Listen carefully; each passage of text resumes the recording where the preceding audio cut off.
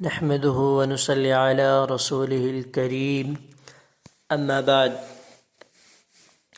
محترم سامعین کرام، اللہ تبارک و تعالی نے دین اسلام کو ایک پاک، صاف اور مکمل دین بنایا اور اس کے ہر احکام کو پاک صاف نازل کیا اور ہر عمل کو پاک صاف رکھنے کی تاکید اور حکم دی۔ اللہ تبارک و تعالیٰ کے بارے میں اللہ کے نبی صلی اللہ علیہ وسلم فرماتے ہیں کہ اللہ پاک ہے اور پاکی کو پسند کرتا ہے، نظیف ہے، نظافت کو پسند کرتا ہے، اور اللہ رحیم ہے، رحم کو پسند کرتا ہے، اور اللہ کریم ہے، کرم کو پسند کرتا ہے، اور اللہ سخی ہے، سخاوت کو پسند کرتا ہے۔ میرے محترم سامعین کرام، اللہ تبارک و تعالی ہر چیز کو پاک اور صاف رکھنے کا، اہتمام کرنے کا ہمیں حکم اور تاکید کی ہے۔ عبادات کے اندر ہی دیکھ لیں کہ جس عبادت میں ہمارا نیت پاک نہ ہو وہ قابل قبول نہیں۔ زکوٰۃ کے اندر دیکھ لیں، ہماری نیت پاک نہ ہو تو وہ قابل قبول نہیں۔ ہر اعتبار سے اسلام پاک صاف مذہب ہے اور پاک صاف رہنے اور پاک صاف رکھنے اور پاک کام کرنے اور پاک چیز کرنے کی ہدایت دیتی ہے ہمارا اسلام۔ تو آج ہم کھانے پینے کے سلسلے میں چند منٹ کچھ بات کریں گے۔ دعا ہے کہ رب تبارک و تعالی ہمیں اور آپ کو ہماری کئی سنی باتوں پر عمل کرنے کی توفیق عطا فرمائے۔ تو پاک مال کے بہت سے ثمرات ہیں، بہت سارے فائدے ہیں۔ ایک روایت میں ہے کہ ایک مرتبہ حضرت سعد بن ابی وقاص رضی اللہ تعالی عنہ حضرت صلی اللہ علیہ وسلم سے درخواست کی کہ اے اللہ کے رسول صلی اللہ علیہ وسلم، میرے لیے آپ دعا فرما دیجئے کہ میں مستجاب الدعوات ہو جاؤں۔ تو اللہ کے نبی صلی اللہ علیہ وسلم نے فرمایا، سنو دوستو کہ اے سعد، اپنا کھانا پاک کر لو، تم مستجاب الدعوات ہو جاؤ گے۔ یعنی ہمارے کھانے میں کسی قسم کی ملاوٹ نہیں ہونی چاہیے، حلال رزق ہونا چاہیے، پاک ہونا چاہیے، پاک کمائی کا ہونا چاہیے، پاک طریقے سے ہونا چاہیے، حلال طریقے سے ہونا چاہیے، حرام کی ملاوٹ نہیں ہونی چاہیے، کسی کی حق تلفی کی اس میں ملاوٹ نہیں ہونی چاہیے۔ تو ہم کیا ہو جائیں گے جب ہمارا کھانا پاک ہو جائے گا، ہمارا کھانا طیب ہو جائے گا تو ہم کیا ہو جائیں گے؟ مستجاب الدعوات۔ یہ ہماری بات نہیں، آپ کی بات نہیں، دونوں جہان کے کونین سردار محمد عربی صلی اللہ علیہ وسلم کی زبان اطہر سے نکلی ہوئی بات ہے۔ ہمیں اس پر غور کرنی چاہیے اور غور کرنے کے ساتھ ساتھ عمل کرنے کی کوشش کرنی چاہیے۔ ایک اور حدیث پاک میں آتا ہے جس میں اللہ کے نبی صلی اللہ علیہ وسلم نے یہ خوشخبری سنائی ہے کہ جو شخص مال طیب یعنی پاک مال کھائے اور سنت پر عمل کرے اور لوگ اس کے شر سے، برائی سے محفوظ ہو تو وہ جنت میں جائے گا۔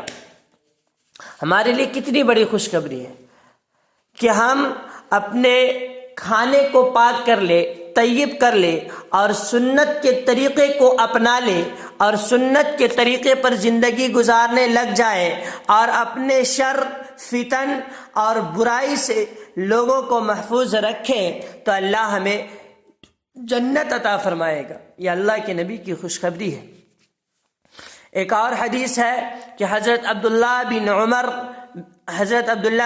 بن عاص رضی اللہ تعالی عنہما فرماتے ہیں کہ حضرت صلی اللہ علیہ وسلم نے ارشاد فرمایا کہ اگر تیرے اندر 4 چیزیں، 4 باتیں، 4 علامتیں، 4 عادتیں پائی جائے اور یہ 4 عادتیں تمہارے اندر موجود ہوں تو تجھے دنیا کے مال و دولت وغیرہ کے فوت ہو جانے کا کوئی افسوس نہیں ہونا چاہیے۔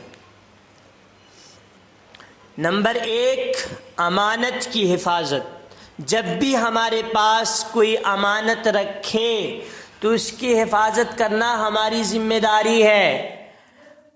اس میں ملاوٹ نہیں ہونی چاہیے کہ فلانا صاحب 2000 کا نوٹ دیا تو اب ہم 2000 کا نوٹ 2000 ان کو تو دینا ہی ہے نا، ابھی 2000 کا نوٹ ہم یوز کر لیتے ہیں، 400-500 کا نوٹ دے دیں گے، ایسا نہیں ہونا چاہیے۔ امانت کی حفاظت اور وقت مقررہ پر امانت کی ادائیگی۔ اور نمبر 2، سچائی۔ کبھی بھی سچ بولنے کی عادت ڈالنی چاہیے، حق سے مڑنا نہیں چاہیے، حق سے پیچھے نہیں ہٹنی چاہیے، چاہے وہ ہماری جان کا خطرہ ہو۔ لیکن آج کل تو چھوٹی موٹی باتوں پر بھی ہم سچ سے مکر جاتے ہیں۔ بس 2000 کا نوٹ کوئی پوچھے سے ہاتھ میں دھرا دیا، بس ہمارا سچ شارٹ ہو جاتا مارکیٹ سے۔ اور تیسرا ہے اخلاق حسنہ۔ میرے دوستو، آپ کو میں ایک بات بتاؤں کہ اللہ کے نبی صلی اللہ علیہ وسلم نے اخلاق کی تلوار سے دین اسلام کو پھیلایا ہے۔ اس میں جتنا کردار دعوت سے ہے اتنا کردار اخلاق سے بھی ہے۔ عملی دعوت کا نام اخلاق ہے۔ اخلاق سے ماں باپ کی خدمت کیسے کرنا ہے، غریب کی خدمت کیسے کرنا ہے، مسکین کی خدمت کیسے کرنا ہے، ہر ایک آدمی کے ساتھ اخلاق و عادات سے پیش آتے تھے۔ تو اس لیے جس کے اندر اچھی اخلاق پائی جائے۔ اور نمبر 4 نمبر پر ہے کہ کھانے میں حرام سے پرہیز ہونا۔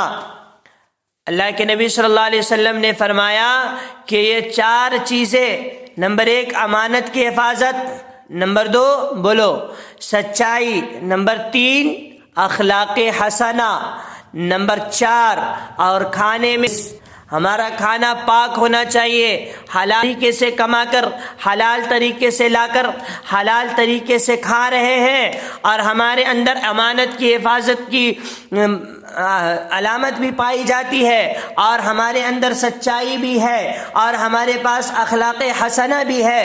تو اللہ تبارک و تعالی کے پیارے نبی اور ہمارے نبی، سارے عالم کے نبی، دونوں جہان کے نبی رحمت للعالمین صلی اللہ علیہ وسلم نے فرمایا کہ تمہارے پاس جب یہ 4 علامتیں ہو جائے تو تمہیں دنیا کی مال و دولت فوت ہو جانے کا اندیشہ نہیں ہونا چاہیے۔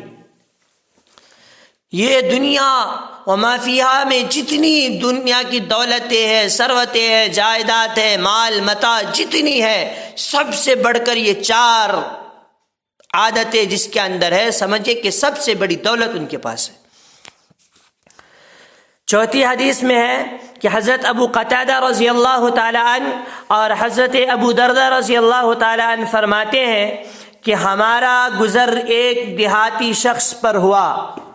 اس نے بتایا کہ ایک مرتبہ حضرت صلی اللہ علیہ وسلم نے میرا ہاتھ پکڑ کر کچھ نصیحتیں فرمائی۔ ان میں سے ایک نصیحت خاص طور پر مجھے یاد رہ گئی ہے۔ حضرت ابو قتادہ اور حضرت ابو دردہ رضی اللہ تعالی عنہما دونوں عرض کرتے ہیں وہ کیا ہے؟ تو وہ دیہاتی شخص کہتا ہے کہ وہ یہ ہے، آپ صلی اللہ علیہ وسلم نے ارشاد فرمایا کہ تم جو چیز اللہ کے ڈر سے چھوڑ دو گے تو اللہ تعالی تمہیں اس سے بہتر چیز عطا فرمائے۔ آج ہمارے پاس یہ گلے شکوے بہت ہے کہ ہم جب نماز کا ٹائم میں کسی کو بولو دکان بند کرنے کے لیے، کیا مولانا تمہیں بیٹھ کو کھا لیتی ہیں، تم نہ کیا ہے، اور ہمیں نماز کو گئے تو دکان کون چلاتے، ہم نماز کو چلے گئے تو ہمارا تجارت کون دیکھے گا، ہم نماز کو چل گئے تو ہمارا دکان کی حفاظت کون کرے گا۔ تو یہ سب ہم دکان کو چھوڑ کر اللہ کی ڈر سے نماز پڑھنے چلے گئے تو ہمارا دکان میں برکت دینا اللہ کا کام ہے، ہمارا دکان کا حفاظت کرنا اللہ کا کام ہے۔ اسی طرح کوئی بھی چیز، کسی بھی مسئلے پر، کسی بھی بات پر، کہیں پر بھی بیچ میں شریعت اور اللہ کا حکم آ جائے، وہاں پر ہماری بات کو چھوڑ دینا چاہیے، اور جب ہم چھوڑ دیں گے تو اللہ ہمیں جو نقصان ہوا اس سے بہتر چیز عطا فرمائے گا، کیونکہ ہمارا یقین پختہ ہونا چاہیے اور اللہ سے امید رکھنی چاہیے۔ وہ ہمیں اس تقوی کے عوض ہمارا مقصود چیز، جو ہماری ضرورت کی چیز ہے، وہ اللہ تبارک و تعالیٰ ایسی جگہ سے پوری فرمائیں گے کہ ہمیں جہاں سے ملنے کا امید کا وہم و گمان تک نہ ہو۔ بس ہمیں اسی چند باتوں پر عمل کرنے کی کوشش کرنی چاہیے، اور دعا ہے کہ رب تبارک و تعالی ہمیں اور آپ کو عمل کرنے کی توفیق عطا فرمائے۔ وما علینا الا البلاغ۔